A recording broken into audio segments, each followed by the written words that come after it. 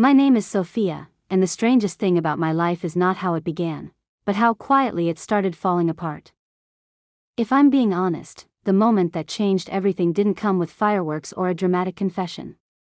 It came with a doctor's calm voice, fluorescent lights, and a paper cup of water I never finished.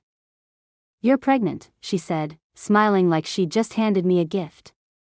I smiled back, because that's what people do when they're shocked in a room where emotions are expected to be neat and polite. But inside me, something cracked open and refused to close. That evening, I sat across from Max at the kitchen island, listening to the soft tapping of his fingers against his phone. We had been married for 2 years, legally, quietly, and strategically. No photos. No rings in public. No last name changes. On paper, we were a couple. In reality, we were an agreement dressed up as stability. Max wasn't just my husband. He was also my boss, the CEO of a powerful consulting firm headquartered in downtown Seattle. I had joined the company fresh out of graduate school, all nerves and ambition. Our marriage happened 5 months later, born out of urgency when his father's health declined rapidly. The arrangement was simple, a private marriage to bring peace to an old man's final days, with a prenup that promised a clean exit whenever either of us chose. I told myself I was lucky. I told myself I was strong. What I didn't admit, what I buried so deeply it almost disappeared, was that I had loved Max long before he ever noticed me. For years of quiet admiration doesn't vanish just because the marriage is labeled temporary. That night, as I stared at the pregnancy report folded inside my bag, Max barely looked up from his phone. When his phone rang, he stepped out onto the balcony without explanation. The night air rushed in when he slid the door open. I watched his silhouette stiffen as he listened, his posture changing in a way I had learned to recognize. Someone important was on the other end. When he came back inside, he was already adjusting his cufflinks. "I need to head out," he said, voice calm, controlled. "Don't wait up." Something in me lurched. "Now?" I wanted to ask. On the night I found out our lives might change forever? But I didn't say it. I never said the things that mattered. Instead, I watched him leave, the click of the door echoing louder than it should have. I didn't sleep. Around 12 a.m., nausea hit me so suddenly I barely made it to the sink. While rinsing my mouth, my phone buzzed with notifications I usually ignored. One headline stopped my thumb mid-scroll. Renowned fashion architect Dora Cross spotted returning to the U.S. with mystery companion. My breath caught. The blurry airport photo showed a man from behind, broad shoulders, familiar posture. I zoomed in until the pixels broke apart. It was Max. My hands shook as I called him. The line connected almost immediately. "Hello?" a woman answered. Her voice was soft. Familiar in a way that made my stomach turn. I hung up and vomited again, this time from more than just morning sickness. The next day, I went to work like nothing had happened. That's the thing about pain, it doesn't excuse you from deadlines. I walked into the office carrying a file for Max, reminding myself that no one here knew who I really was to him. To them, I was just another assistant who didn't belong. As I approached his office, voices leaked through the half-open door. "Be honest," a man said, Max's longtime friend, Jaden. "Do you actually feel anything for Sophia?" There was a pause. Then Max replied, flat and unbothered, "That's not part of the deal." I froze. Still chasing Dora after all these years? Jaden teased. "Guess some people never move on." "I don't need to move on," Max said. "I know what I want." Each word landed like a verdict. I walked in anyway, handed him the file, and left without a sound. In the break room later, coworkers whispered like I wasn't standing there, about Dora's return, about how no one ever really replaces a first love. I smiled through it, because humiliation is easier to swallow when you pretend you don't taste it. That night, I went to my apartment by the bay, the one I bought quietly. It was the only thing in my life that was truly mine. Hours later, he showed up at my door. "I've been calling you, why are you not taking my calls and why didn't you tell me you were coming here?" he said, irritated. I was mute. "We're going home," he said. I looked at him and felt nothing but exhaustion. "No," I said softly. "I want a divorce." "What did you just say?" He grabbed my wrist and noticed that I burned with fever, with fear, with truth. "We will talk about that. But first, I have to take you to the hospital. You are unwell." And as he lifted me into his arms, insisting on taking me to the hospital, one thought screamed through my mind. If he finds out about the baby, everything will change. But not in the way I once dreamed. I don't remember when I stopped struggling in Max's arms. Maybe it was the fever stealing my strength, or maybe it was the familiarity of his chest beneath my cheek, the same place I had leaned my head 100 times before, pretending it meant more than it did. The elevator doors slid open with a quiet chime, and the world tilted as he stepped inside, pressing the emergency button like he expected resistance from the night itself.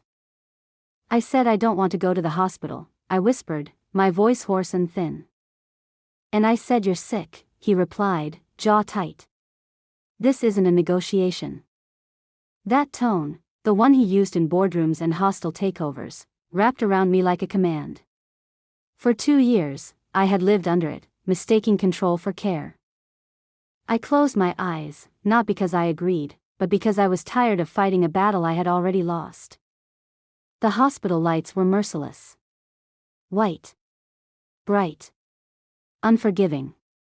Nurses moved efficiently, asking questions I answered automatically while Max stood nearby, arms crossed, watching every monitor like it was a stock ticker about to crash. When the doctor mentioned dehydration and stress, Max exhaled sharply, as if he had been holding his breath for hours. "Any chance she's pregnant?" the doctor asked casually, eyes scanning my chart. Time froze. I felt Max's gaze burn into me, heavy and immediate. I opened my mouth, then closed it again. My heartbeat thundered in my ears. This was it, the moment that could rewrite everything. Or destroy it. "No," I said quickly. Too quickly. "Just a fever." The doctor nodded, unconvinced but professional, and moved on. Max didn't say a word. He didn't have to. Silence had always been his sharpest weapon. On the drive back, the city blurred past the window. Neon signs. Wet asphalt. Lives moving forward while mine felt suspended between truths I couldn't speak. Max's hands gripped the steering wheel, knuckles pale. When he finally spoke, his voice was quieter than I expected. "You don't look well lately," he said. "You should rest more." I almost laughed. Rest? From what? From loving you? From pretending I don't see what's right in front of me? Instead, I nodded. We didn't go back to Greenwich, our shared house that never felt like home. He drove me back to Crystal Bay. My place. The silence between us thickened as the car slowed, as if we both knew this was a line neither of us could uncross easily. "I'll stay tonight," he said as he parked. It wasn't a question. "You don't have to," I replied, opening the door. "Dora might need you." The name landed between us like broken glass. His expression changed, not guilt, not anger, but something sharper. Annoyance. This again? I turned to face him fully. Is it again, or is it finally? He stared at me for a long moment, eyes unreadable. "You're overthinking." I stepped out of the car before he could say more. Overthinking had been the excuse for every ache I wasn't allowed to feel. Inside my apartment, Max moved like he belonged there, setting a glass of water by the couch, adjusting the thermostat, opening windows for fresh air. Watching him hurt more than his absence ever did. This was the version of him I fell in love with, the quiet protector, the man who handled problems so I didn't have to.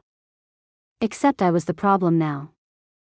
"I want a separation," I said suddenly, my voice steadier than my hands. "At least for a while." He stopped moving. "You're not serious." "I am." He turned slowly. Sophia, we agreed. I know what we agreed to, I cut in. But I didn't agree to be invisible. His eyes flickered, just for a second. You're not invisible. Then why does it feel like I disappear the moment she walks into the room? Silence. Again. He didn't deny it. That night, I lay awake on my bed while Max slept on the couch, fully dressed, one arm thrown over his eyes like he was blocking out more than light. At dawn, I slipped into the bathroom and stared at my reflection. Pale. Tired. Older than I should have been. I placed a hand over my stomach. I'll protect you, I whispered. Even if I have to do it alone. The next few days passed in a haze. Max left early and came home late, if he came home at all. Dora's name dominated headlines again. Interviews. Fashion Week rumors. Her triumphant return painted as destiny reclaiming its throne. At work, whispers followed me like shadows. People watched me with curiosity now, as if trying to figure out when I would finally be replaced. I kept my head down, focused on spreadsheets and schedules, pretending my world wasn't quietly collapsing. Then came the email. Subject, lunch meeting, 12:30 p.m. From Max. I stared at the screen for a long time before replying. The restaurant he chose was discreet, expensive, and painfully familiar. He had brought Dora there years ago, back when he still smiled freely in public. I knew because I had read about it in magazines long before I ever knew him. He was already seated when I arrived. I want to revise the prenup, he said without preamble. My heart sank. You want out? No, he said quickly. I want clarity.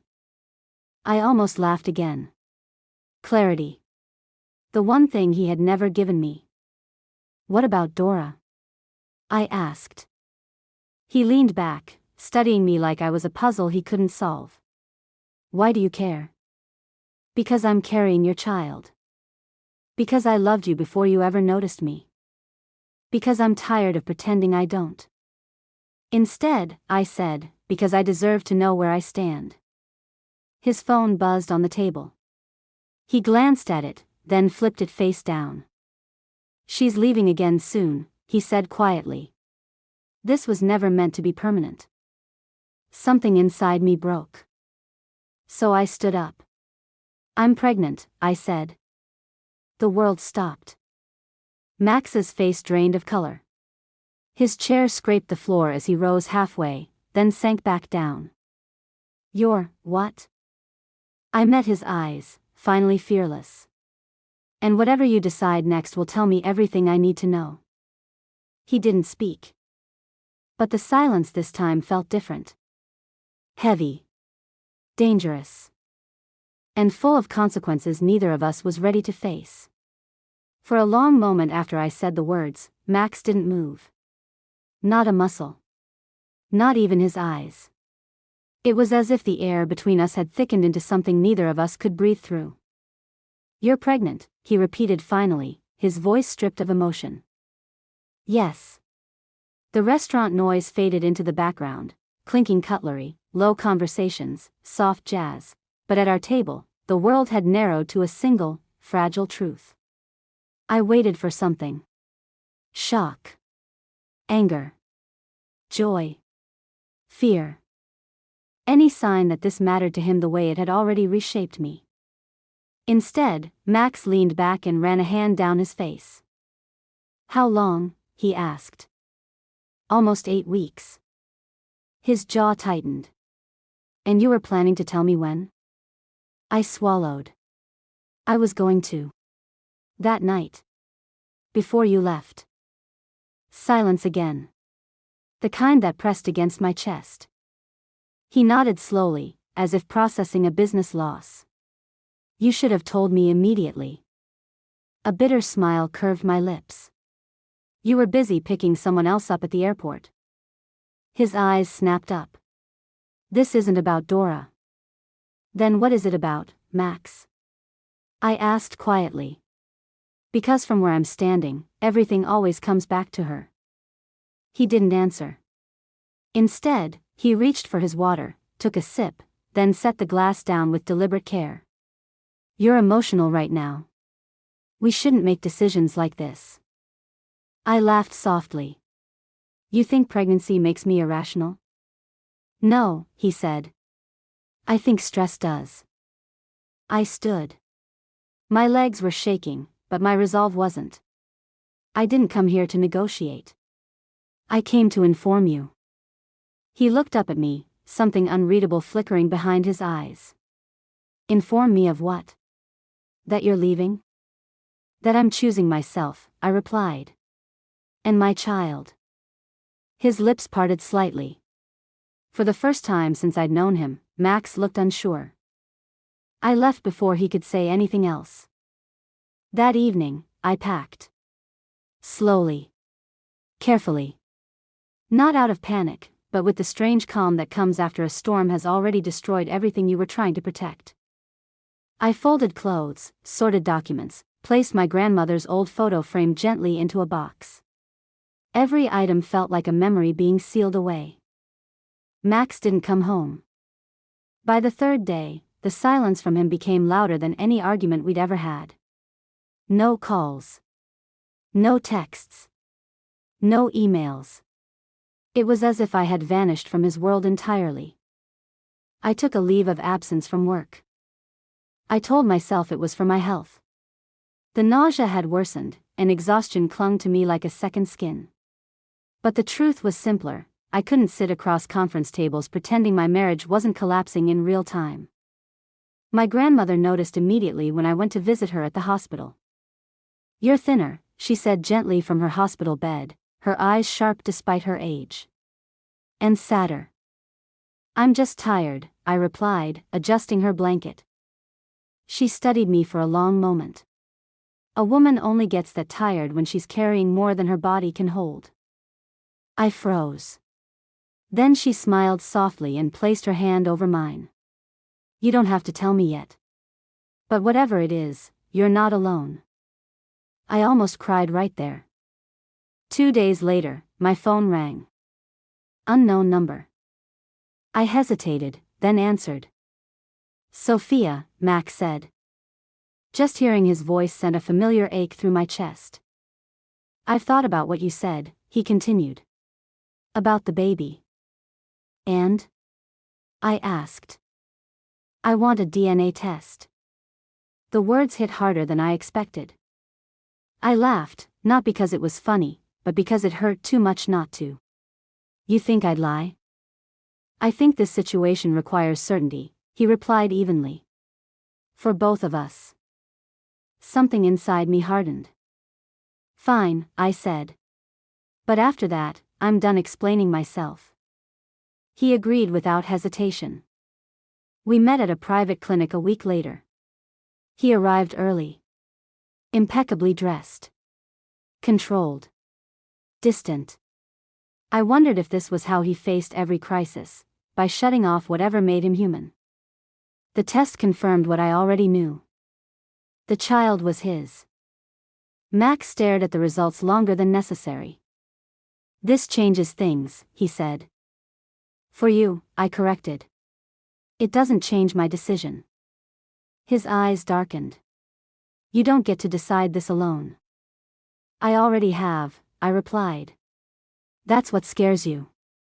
He exhaled slowly. What do you want? The question stunned me. In all the years I'd known him, Max had never asked that. I want peace, I said. And I want my child to grow up knowing love isn't conditional. He looked away. That was when I realized something terrifying. Max wasn't afraid of being a father. He was afraid of choosing. And people who refuse to choose, eventually lose everything. As I walked out of the clinic, sunlight warming my face, I made a quiet promise to myself. No matter what Max decided next, my life would no longer be built around waiting for him. Because some truths don't just change your future. They expose the past for what it really was. The day after the paternity results came out, my phone didn't stop ringing. Lawyers. HR, Max's executive assistant. People who had never cared whether I ate or slept suddenly wanted to know how I was feeling. I ignored all of them. For the first time in my life, I understood something with startling clarity. When power feels threatened, concern often disguises itself as kindness. Max didn't call. That hurt more than the demand for a DNA test ever did. I spent that morning walking along the waterfront near Crystal Bay, the air sharp with salt and winter. Pregnant women always talk about listening to their bodies, but no one prepares you for how loudly your heart starts speaking once you finally stop lying to it. Every step felt like a goodbye to the woman I used to be, the one who waited, who hoped quietly, who believed patience could turn into love. By noon, an unexpected knock came at my door. It wasn't Max. It was Dora. She stood there like she'd stepped out of a magazine spread, tailored coat, flawless makeup, eyes calm and assessing. She smiled, polite and professional, as if we were meeting over coffee rather than standing on opposite ends of the same broken marriage. "I hope this isn't inappropriate," she said. "But I thought we should talk." I considered slamming the door. Instead, I stepped aside. We sat across from each other in my small living room. The contrast between us felt deliberate, her confidence against my swollen eyes, her certainty against my unraveling life. She glanced around, taking in the modest furniture, the half-packed boxes. "You're leaving," she observed. "Yes." She nodded, then surprised me by saying, "Good." I frowned. "Excuse me?" "You deserve better than being an afterthought," she said calmly. "So does the child." My hands curled into fists. "You don't get to talk about my child." "You're right," she said, unoffended. "But I need you to understand something." She leaned forward. "Max didn't marry you because he loved you. And he didn't stay with me because I wouldn't give him what he wanted." "And what was that?" I asked. "Control," she replied without hesitation. "Certainty. A world where emotions don't interfere with decisions." I stared at her, stunned. "Dora," I said slowly, "why are you here?" She met my eyes, something like regret flickering across her face. "Because he's about to propose to me." The words knocked the breath out of my lungs. "And," she added softly, "because he hasn't told me about the baby." The room spun. I stood abruptly. "Get out." She rose immediately. "I'm not your enemy, Sophia. I never was." "Leave," I repeated. When the door closed behind her, I slid down against it, shaking. So this was it. The end of pretending. Max had made his choice, just not honestly. That night, I finally answered one of the calls. It was Max. "Why didn't you tell Dora?" he demanded. A hollow laugh escaped me. "Why didn't you?" Silence. "You had no right to talk to her," he said. "And you had no right to build a future on lies," I shot back. "But here we are." He exhaled sharply. "I can fix this." I closed my eyes. "You can't fix something you refuse to face."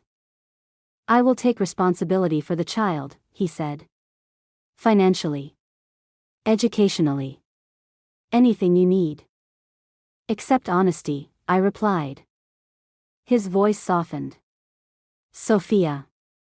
"No," I interrupted. "I don't want your money. I want distance." "You're being unreasonable." That word snapped something inside me. "I carried your silence for 2 years," I said, voice trembling but firm.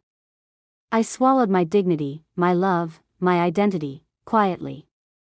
Don't call me unreasonable because I finally chose myself." He didn't respond. The next morning, I resigned. Not just from my job, but from the life I had been trying to survive. I signed the divorce papers that afternoon, my hands steady, my heart strangely calm.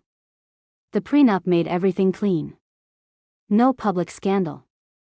No messy headlines. Just an invisible woman walking away. Or so everyone thought. What no one knew, not Max, not Dora, not the boardroom that had always decided my worth, was that I had been quietly working on something of my own for over a year. A consulting platform designed for women re-entering the workforce after career disruptions. Something born from watching myself disappear. And it was about to launch. As I placed the signed documents into the envelope, I felt my baby shift for the first time, a small, undeniable reminder that I wasn't ending a story. I was starting one. And Max had no idea what he had just lost. I had started building the platform months earlier, long before I knew I was pregnant, long before I found the courage to ask for a divorce. At the time, I told myself it was just a side project, something to keep my mind busy when Max worked late or disappeared into meetings that didn't include me. But deep down, I think some part of me already knew I would need a way out. Luminera wasn't just a consulting platform. It was a lifeline. A digital bridge connecting women who had stepped away from their careers, because of caregiving, illness, divorce, or invisible sacrifices, to companies willing to value experience over uninterrupted timelines. I knew the pain of being underestimated. I knew the cost of being quietly erased. And I knew how powerful it could be to give women their footing back. Within 24 hours of launch, the emails started coming. Then the calls.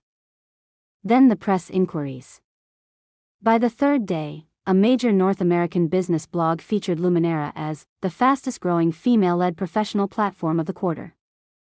I stared at the headline for a long time, my hands trembling, not from fear this time, but from disbelief. I had done this. Alone. Max found out a week later. I know because he showed up at my door again, unannounced, unmistakably angry, and carrying the kind of tension that used to make entire conference rooms fall silent. "You planned this," he said the moment I opened the door. I didn't invite him in. "Yes," I replied simply. He ran a hand through his hair, pacing the hallway. "You used insider knowledge. Contacts. Resources." "I used my brain," I corrected. "And the years I spent watching how your world works." His eyes narrowed.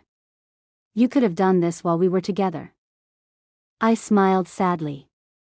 "You never saw me as someone who needed a future, just someone who fit into yours." That landed. For a moment, he looked at me the way I had always wanted him to. Not as an assistant. Not as a wife of convenience. But as a woman capable of standing on her own. Then his phone rang. "Dora." He didn't answer. That's when I knew something had shifted. The following weeks were a blur. I moved cities quietly, north, closer to the Canadian border, to a place where the air felt cleaner and my past didn't follow me into elevators. I registered Luminera officially, hired my first small team, and began attending meetings where no one knew who I had once been married to. For the first time in years, people listened when I spoke. But freedom has a way of demanding courage, too. One evening, as snow dusted the sidewalks outside my apartment, I received an email that made my heart pound. Subject: Proposed Acquisition Meeting. From Taylor Global Ventures. Max's company. I almost deleted it. Instead, I laughed. He wanted to buy Luminera. The irony was almost poetic. We met in a neutral boardroom days later. Glass walls. City views. Familiar power dynamics, except this time, I was seated at the head of the table. Max walked in and stopped short. "You look different," he said. "So do you," I replied, and meant it. The meeting was professional. Polite. Sharp. He praised the platform's growth, its valuation, its strategic alignment with his long-term vision. I listened without interrupting, hands folded calmly over the curve of my stomach, now impossible to hide. When he finished, I smiled. "I'm not selling," I said. His brows furrowed. "Name your price." "I don't want your money." "Then what do you want?" he asked, frustration bleeding through his composure. I held his gaze steadily. I want independence. And I want my child to grow up knowing their mother was never owned. The room fell silent. Max dismissed his team moments later. When we were alone, he exhaled slowly. Dora called off the engagement. I nodded once. I know. How? He asked. I didn't, I said. But some things are inevitable when the truth refuses to stay buried. He stepped closer. I have made a mistake. I didn't move. You made a choice. His voice dropped. I want to be involved. Not as a financier. As a father. The word echoed inside me. A year ago, that sentence would have undone me. Now, I considered it carefully. You can be present, I said at last. But not powerful. He flinched. No control, I continued. No rewriting the past. No pretending we were something we weren't. And us? He asked quietly. I shook my head. There is no us. There's respect. And responsibility. For the first time, Max nodded without argument. That night, alone in my apartment, I stood by the window watching snow fall softly over a city that no longer felt foreign. My hand rested over my belly as a gentle kick reminded me that I wasn't just building a company. I was building a legacy. And the man who once defined my world was now only a chapter in it. People often ask me if I ever look back. If I miss the life I had, the man I loved, the version of myself who believed that patience could turn silence into devotion. They ask it casually, as if the answer should be simple. As if love doesn't leave echoes long after it's gone. The truth is, I don't miss the life I lost. I grieve the woman I used to be. The woman who thought being chosen meant being quiet. The woman who believed love was proven by endurance. The woman who mistook emotional distance for strength. I gave birth on a snowy morning in late February. The labor was long, exhausting, and humbling in the way only creation can be. When my daughter finally cried, loud, furious, alive, I felt something inside me realign. As if every painful choice, every lonely night, every act of self-betrayal had led me here. I named her Aria. Because she was music. Because she was breath. Because she was my answer. Max arrived at the hospital hours later. Not rushing. Not dramatic. Just present. He stood by the door for a moment, unsure of his place in this new reality. For the first time, I didn't need him to know where he belonged. I told him. He held Aria with trembling hands, staring at her like she was a truth he could no longer outrun. He didn't speak. He didn't apologize. And somehow, that restraint meant more than any grand speech ever could. Over time, he learned. He learned how to show up without taking over. How to listen without controlling. How to love without ownership. We built boundaries instead of walls. A schedule instead of assumptions. Respect instead of nostalgia. It wasn't easy, but it was honest. Luminera flourished. Within 2 years, it expanded across the US and Canada, partnering with companies that once dismissed resumes with career gaps as liabilities. Thousands of women returned to work through our platform, women who had been told they were too old, too complicated, or too late. Every success story felt personal. Because I knew what it meant to be overlooked. I was invited to speak on panels. To mentor. To advise governments on inclusive hiring. Every time someone introduced me without mentioning my former marriage, I smiled quietly to myself. I had finally become visible, on my own terms. One afternoon, years later, I ran into Dora at a conference in Vancouver. She looked different too. Softer. Freer. We spoke briefly. Kindly. 2 women no longer defined by the same man. I'm glad it was you, she said before walking away. So was I. Max never tried to come back. That was the greatest proof of growth, for both of us. And one evening, as I tucked Arya into bed, she asked me a question only children think to ask. "Mom," she said, sleepy-eyed, "were you always this brave?" I smiled and kissed her forehead. "No," I answered honestly. "I learned." Later that night, standing alone by the window, city lights shimmering below, I realized something profound. The story wasn't about betrayal. Or marriage. Or even love lost. It was about choice. The moment a woman stops asking to be chosen, and chooses herself instead. And if you're listening to this right now, wondering whether it's too late to start over, let me tell you something I wish someone had told me sooner. It isn't. Some endings aren't failures. They're freedom. If this story resonates with you, remember that your worth is never defined by someone else's choices. Share your story in the comments below and subscribe to this channel. Let's inspire each other to choose ourselves, fight for our dreams, and never settle for less than we deserve.